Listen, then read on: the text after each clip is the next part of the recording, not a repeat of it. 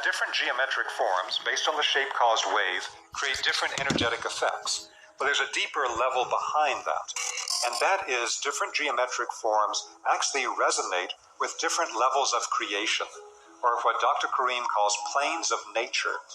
So this is called the Ibrahim Karim Universal Pendulum, and it actually combines shapes of multiple different plane levels: the physical, the vital, the emotional astral, the mental, the causal, the spiritual, and the divine levels that all have particular geometries that resonate with them.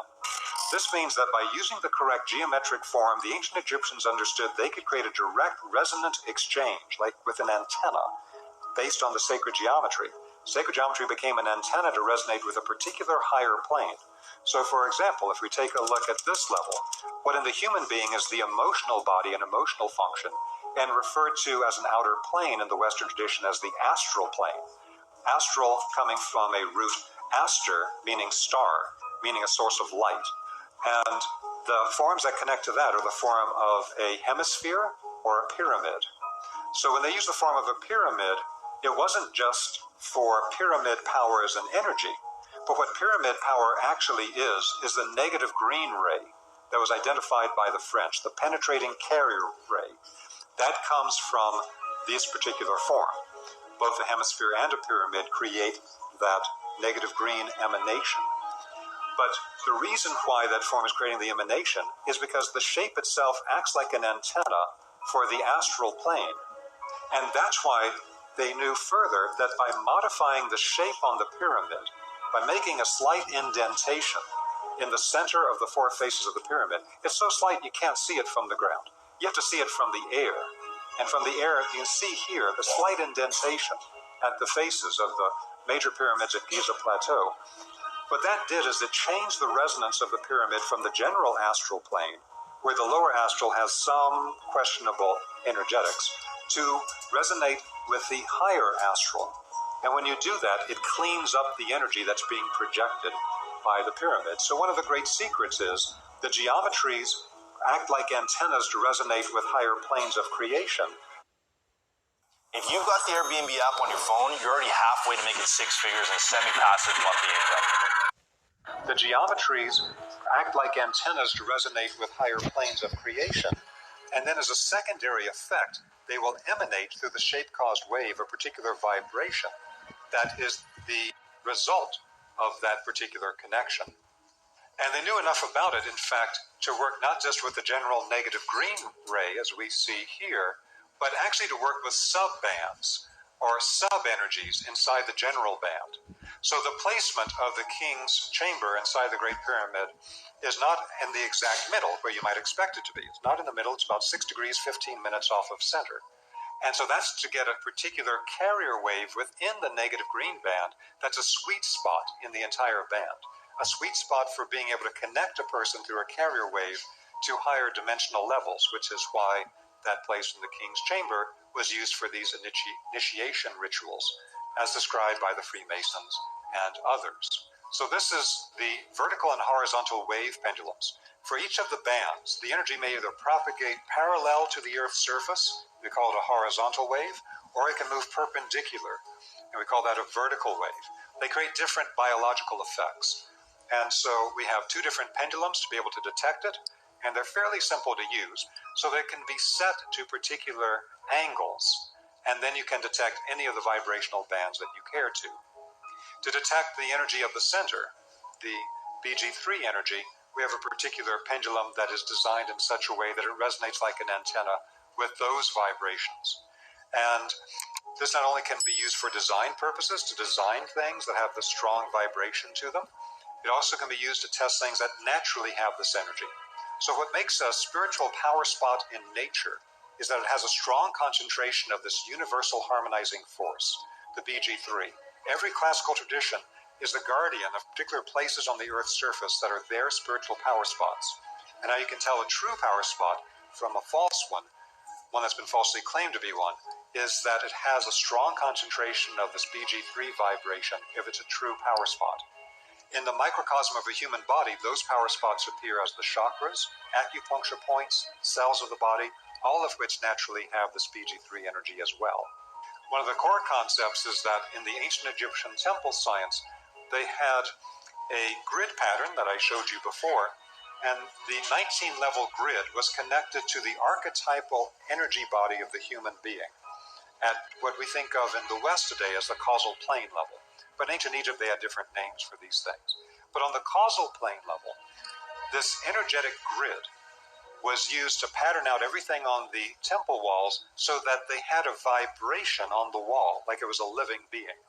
And that grid itself was adapted by Dr. Karim after he discovered it to become a vibrational tool that allows us to actually detect on what we call the human archetype ruler. Putting a sample here, moving up the central axis, we can test on 10 different BG quality levels. Once we add in a secondary axis here, it makes the entire thing come alive.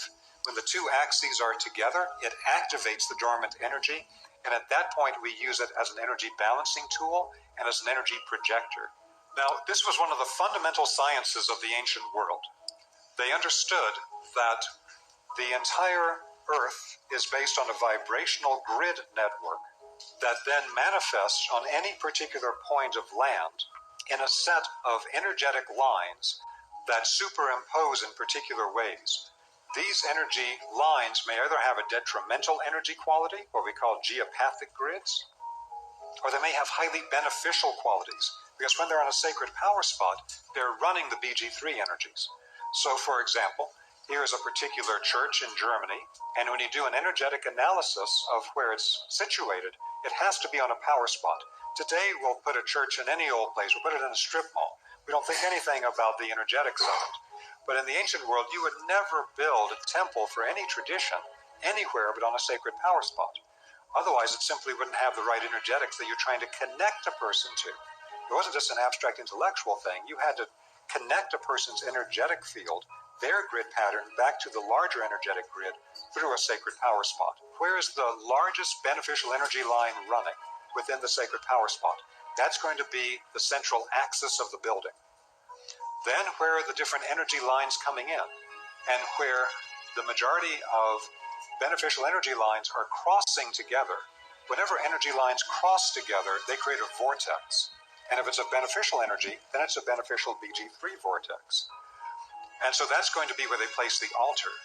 So they're actually using the Earth's own energy lines to pattern out everything for the temple, because the temple has to operate like an organ in a living body. The building has to rise up out of the Earth's energy field like a living thing. Now, again, that was for all the different sacred sites of every great tradition. So Feng Shui, Vastu Vidya, the Egyptian temple science, all based on similar concepts. But of course, that's when the energies are beneficial. When the energies are detrimental, the Germans in the last 100 years have identified the way that these toxic subtle radiations coming from the earth grids have the effect of scrambling the energetic information in living beings. Now, in the German research, some of which was paid for by the German and Austrian government, they identify the way that these subtle radiation grids, when you sleep on a crossing of the earth grids, it leads to all types of degenerative processes in whatever part of the body is over the crossing. Particularly cancer is described in great detail in the German publications. And so this gives an example from one of the German texts of what actually happens, whether in a human body or on plants. That detrimental radiation scrambles the information at a cellular level that leads to healthy cell replication.